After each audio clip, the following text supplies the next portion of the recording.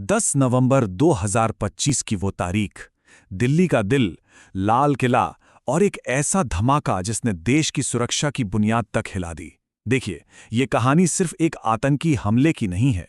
ये एक ऐसी साजिश की कहानी है जिसके पीछे का चेहरा देखकर किसी को भी यकीन नहीं होगा। तो चलिए, इस पूरी साजिश की परतों को एक-एक करके खोलते हैं। तारीख थी 10 नवंबर 2025 और घड़ी में समय हो रहा था शाम के 6:52।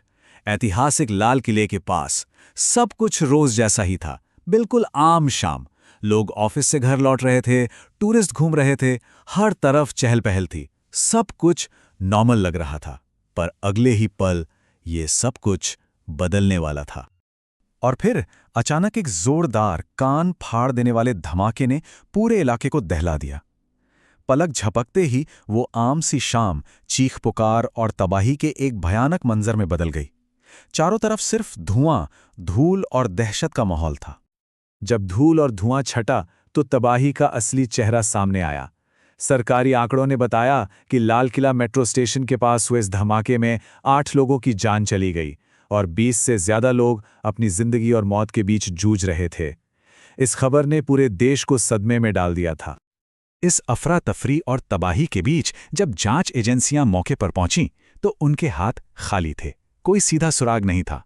अब पूरी की पूरी जांच बस एक ही चीज पर टिकी थी, एक सीसीटीवी फुटेज में कैद हुई एक सफेद रंग की कार। यही इस पूरी साजिश का एक लौता धागा था। अब जरा इस टाइमलाइन पर गौर कीजिए। इसी ने केस को एक दिशा दी। दोपहर 3:19 पर एक सफेद Hyundai i20 कार पार्किंग में दाखिल होती है। ये कार 3 घंटे से ज्यादा वहीं खड़ी रहती है और फिर शाम 6:48 पर पार्किंग से निकल जाती है। और ठीक 4 मिनट बाद 6:52 पर धमाका हो जाता है। ये जो 4 मिनट का फासला था ना, यही जांच की सबसे अहम कड़ी बन गया। और फिर जांच एजेंसियों के हाथ लगा वो सुराग जिसने पूरे केस का रुख ही पलट दिया। गाड़ी का नंबर HR 26 CE 7674। अब NIA और NSG जैसी देश की टॉप एजेंसियों का बस एक ही मकसद था, किसी भी तरह इस गाड़ी और इसके मालिक तक पहुंचना। इस गाड़ी के नंबर का पीछा करते करते जांचकर्ता धमाके वाली जगह से बहुत दूर चले गए थे। वो एक ऐसी सच्चाई के दरवाजे पर पहुंचने वाले थे जिसकी उन्होंने सपने में भी कल्पना नहीं की होगी। तो सवाल ये था कि इस जानलेवा साजिश की जड़ें आखिर थी कहाँ? इसका जवाब दिल्ली की भीड़-भाड़ वाली गलियों में नहीं था, बल्कि एक शांत दिखने वाले रिहायशी इलाके में छिपा हुआ था। जांच के सारे तार आकर जुड़े फरीदाबाद के एक घर से। जी हां, दिल्ली में हुए धमाके का कंट्रोल रूम फरीदाबाद में था और यहां से जो खुलासा हुआ उसने सबके होश उड़ा दिए।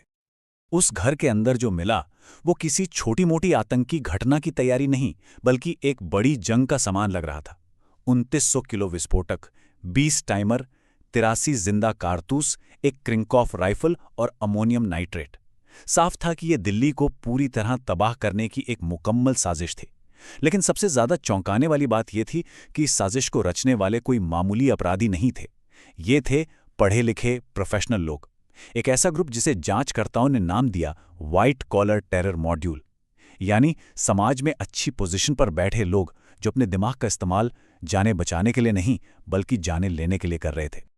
और इस पूरे मॉड्यूल का सरगना वो एक ऐसा चेहरा था जिस पर कोई शक करने की सोच भी नहीं सकता था। एक ऐसा शख्स जिसका पेशा था जिंदगियां देना, लेकिन उसने चुना मौत का रास्ता। इस साजिश का मास्टरमाइंड था डॉक्टर मोहम्मद उमर। सोचिए, एक डॉक्टर जिसने लोगों की जान बचाने की कसम खाई थी, उसी ने 8 लोगों की मौत का सौदा कर डाला। ये एक ऐसा विरोधाभास था जिसने सुरक्षा एजेंसियों को भी हिलाकर रख दिया।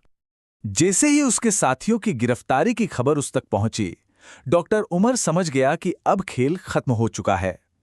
पकड़े जाने के डर से उसने एक हताश कदम उठाया और एक फिदायिन हमला करके खुद को उड़ा लिया।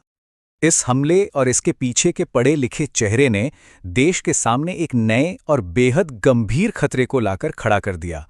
अब सवाल सिर्फ सुरक्षा का नहीं था, सवाल भरोसे का भी था। सरकार ने भी इस नए खतरे की गंभीरता को समझा और फौरन एक्शन में आई। दिल्ली, मुंबई, हरियाणा और गुजरात में हाई अलर्ट जारी कर दिया गया। गृह मंत्री अमित शाह ने खुद एक हाई लेवल सिक्योरिटी मीटिंग की और एहतियात के तौर पर लाल किला और आसपास के मेट्रो स्टेशनों को 13 नवंबर तक के लिए बंद कर दिया गया। इस घटना ने एक शब्द को चर्चा में ला दिया, व्हाइट कॉलर टेररिज्म। इसका मतलब क्या है? इसका मतलब है जब समाज के पढ़े लिखे, अच्छी नौकरी वाले लोग जैसे डॉक्टर, इंजीनियर, प्रोफेसर अपने ज्ञान और अपनी पोजीशन का इस्तेमाल आतंकी हमलों को अंजाम देने के लिए करते हैं। यह खतरा इसलिए ज्यादा बड़ा है क्योंकि इन पर कोई आसानी से शक नहीं करता। ये हमारे बीच ही रहते हैं। ये घटना दिखाती है कि आतंक का खतरा अब सिर्फ सरहद पार से नहीं, बल्कि हमारे अपने समाज के भीतर से भी आ सकता है, उन लोगों से जिन पर हम शायद आंख बंद करके भरोसा करते हैं। तो आखिर में इस पूरी कहानी से जो सबसे बड़ी बात सामने आती है वो ये है कि आतंक का चेहरा अब वाकई बदल चुका है। वो अब शायद किसी अनजान दूर दराज के इलाके में नहीं, बल्कि हमारे बगल के क्लिनिक या ऑफिस में भी छिपा हो सकता है। और इस कड़वी सच्चाई को पहचानना ही इससे लड़ने का सबसे पहला कदम है।